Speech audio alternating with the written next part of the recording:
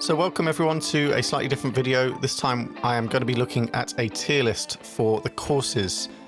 This has been quite a hot topic on the subreddit and I've received a lot of comments and quite recently requesting this one, so I thought I'd give it a try while we've got this Christmas holiday.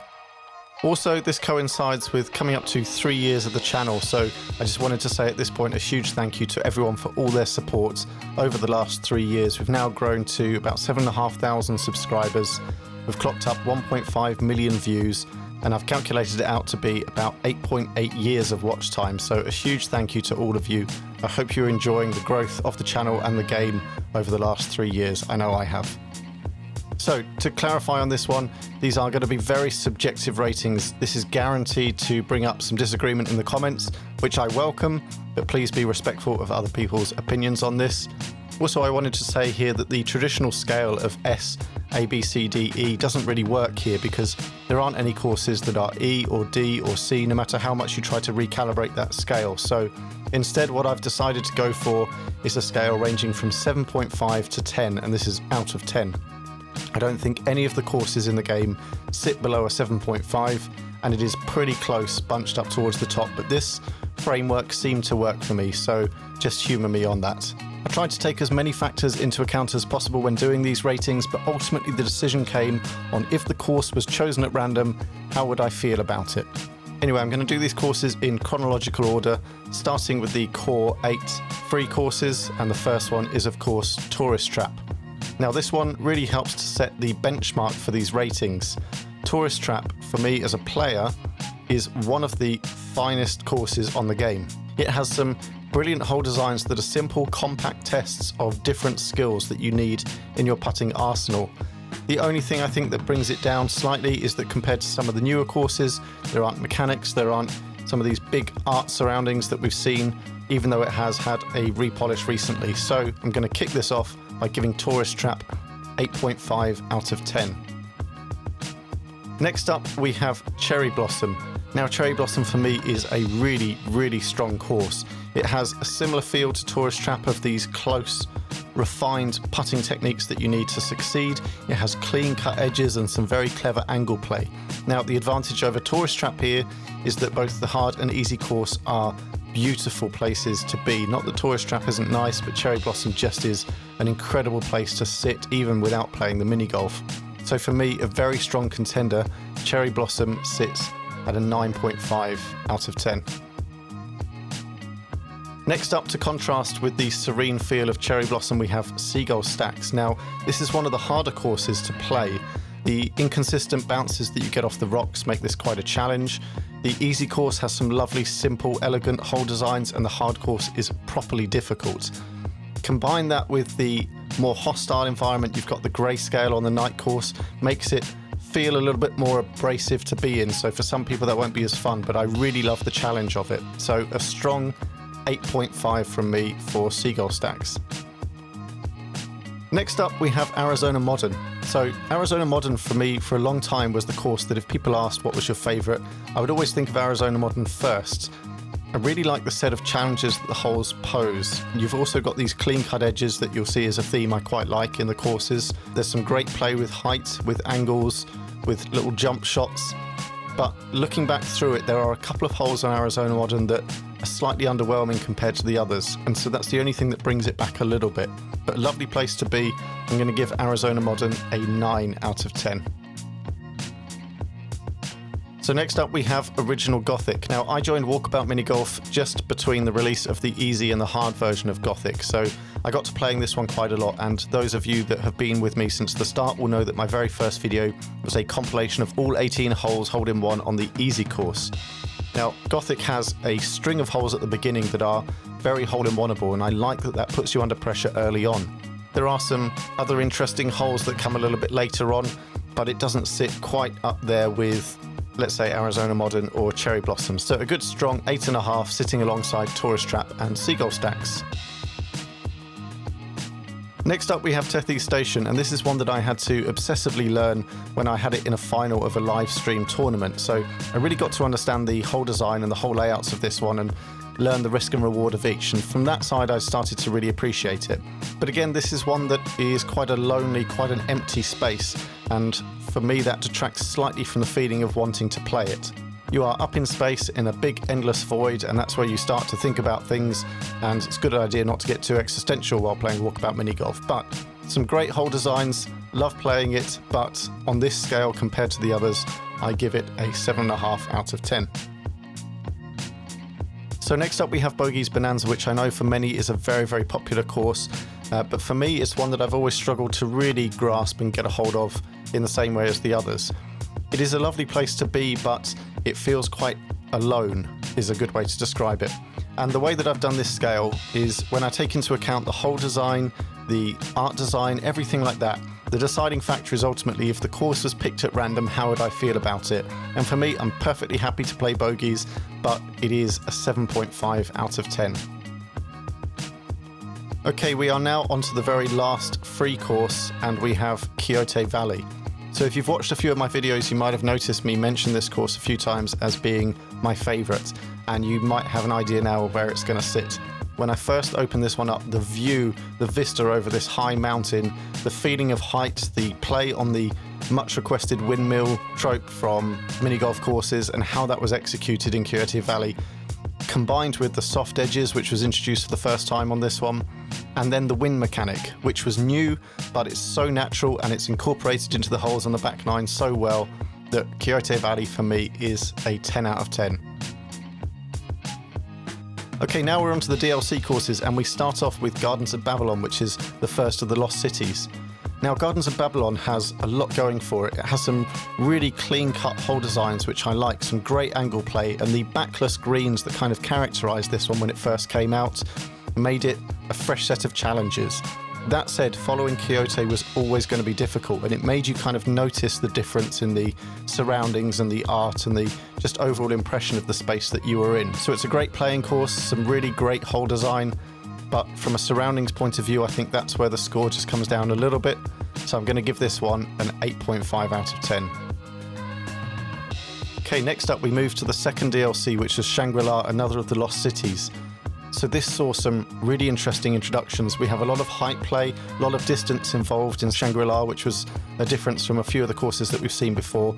And we've also got the sand mechanic, which brought a real new angle to pace play and how you had to judge angles if you were coming in and out of the sand. There are some great moving objects, some great bounce shots that you need to play on this one, and a lot of risk and reward. Now that's combined with, I think, one of the most beautiful views in all of Walkabout mini golf, which is the night course. Standing there looking over the lanterns coming up is just incredible, and for that reason I'm never unhappy if Shangri is picked, and I give it a 10 out of 10. Okay, we follow that up with Sweetopia, and I know this one's going to divide people. So Sweetopia for me, when I first jumped into that course and saw this huge candy world, if you want to take the American phrase, this is something that you would have thought about watching Charlie and the Chocolate Factory, watching lots of cartoons, anything like that, to be inside a sweet world like this. And it absolutely delivers on that. It's an incredible piece of art, and the whole play is really great. The only thing for me that detracts from this one is that because it is so bright, so cheerful, I have to be in certain moods to want to play it. And that's the only thing that then brings it down a little bit in terms of how often would I choose to play this course? Well, there are certain times when I just can't, either times of day or the mood that I'm in. So with that in mind, a strong course, but Sweetopia is, for me, a 7.5 out of 10. Okay, we're just about halfway through. Next up we go to El Dorado. Now, El Dorado is interesting because it's a much forgotten about course when people are talking about their favourites. For me, the hard course is one of the most incredible looking things, with the lightning and the rain and the way that you come up through the trees, and the mist on the easy course as well is brilliant.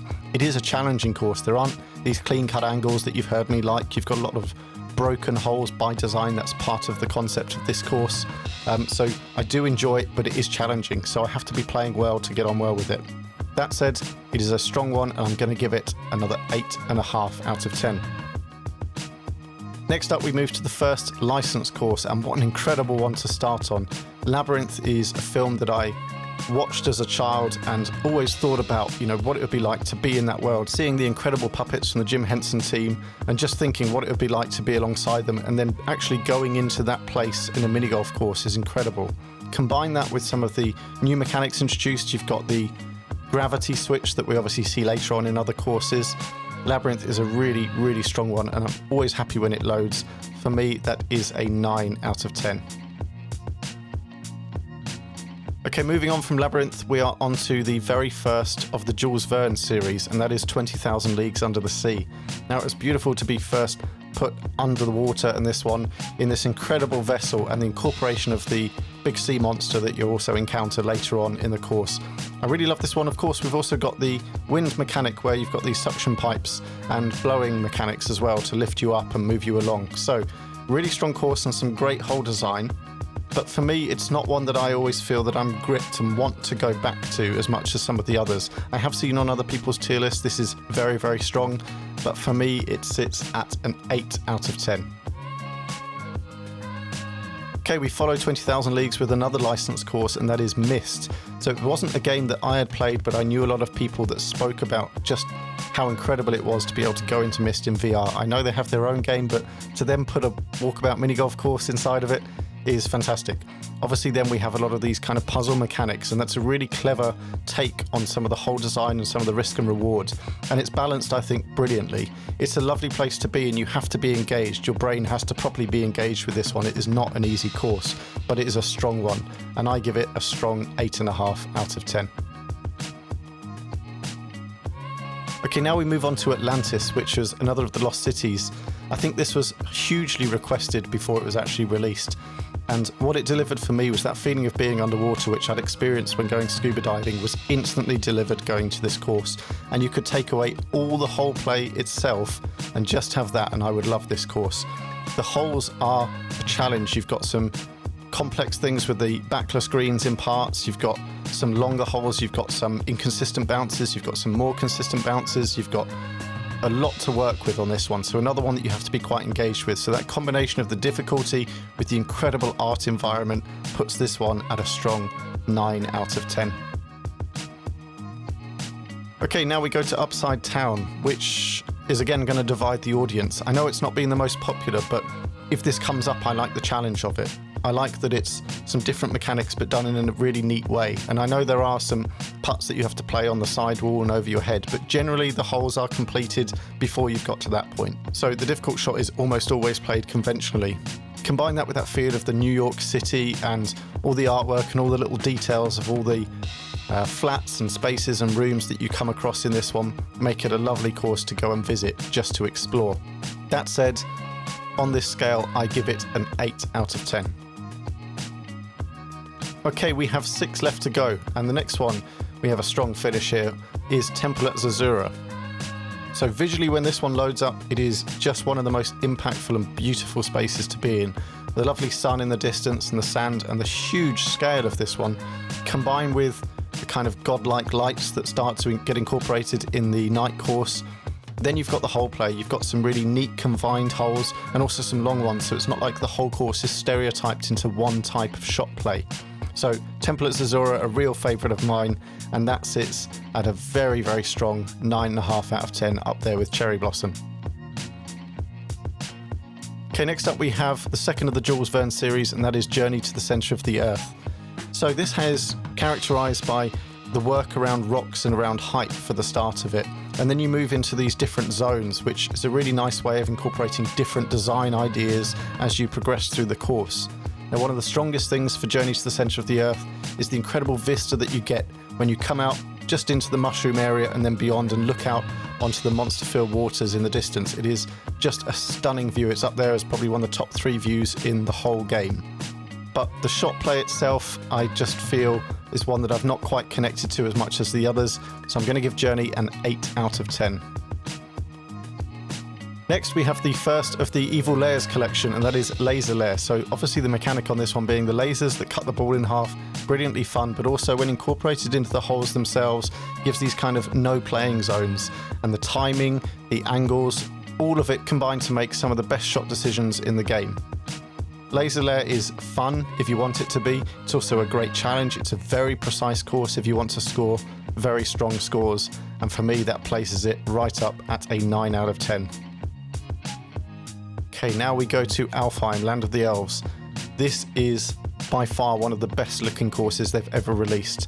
And given that I like this kind of clear cut angles, and I like the chance of succeeding, I like the temptation of hole-in-ones, Alfheim is brilliant. You've got these curved walls that you ride for a lot of the shots, and in many cases you've got a choice of a different route that you can take if you want an easier route or a lower risk route. So you've got a combination of great shot play, great choice making, brilliant visuals. Alfheim is a 10 out of 10. Okay, our penultimate course is Widdow's Walkabout. So again, a hugely requested concept, which is the haunted house, and they've executed it perfectly. I mean, as haunted houses go, it is so Walkabout and it is so well delivered. The shots themselves give you lots of different things to work with, a few different mechanics, some moving elements, some slicing elements, and then of course the hard course takes you into this grayscale, dark, quite hostile environment, which is lovely if that's your thing. But for me, a bit like Sweetopia, that means there are times that it just won't be the course that I'm feeling like playing. And so with that in mind, I give it an 8 out of 10. On to our final course now, which is Meow Wolf, and already I'm seeing a lot of very, very positive comments, and then a few fringe comments of people that say it's not quite for them. It is artistically out there, that's for sure. Mechanics-wise, we've got a lot of new things introduced here as well. The colours are incredibly vibrant, the exploration, the curiosity that you have on the first run through is just so joyful. I really, really enjoyed that first run through. And then as you start to play it more and you get used to the mechanics and you try and refine your shots, I do like all the changes that you get from the ball splitting to the different breakout rooms. So it is a strong course, but it's just not quite up there with the top 3. So I give Meow Wolf at this point a 9.5 out of 10. So that's it, that's the full set. You can see from the scale there are a lot of strong courses there at the 8.5 mark, and then it just gets stronger from there upwards. Please let me know your thoughts in the comment. Please be respectful of mine and other people's opinions, but do let me know what you think. I hope you've enjoyed Walkabout this year. We've had some fantastic releases. Thank you again for all your support over the last 3 years for the channel. Looking forward to what comes out next year and the content that I'll get to make on that. I hope everyone's having a great end of the year. Please do subscribe if you haven't already to the channel, and like this video if you've found it interesting. Anyway, thanks again for watching, and bye for now.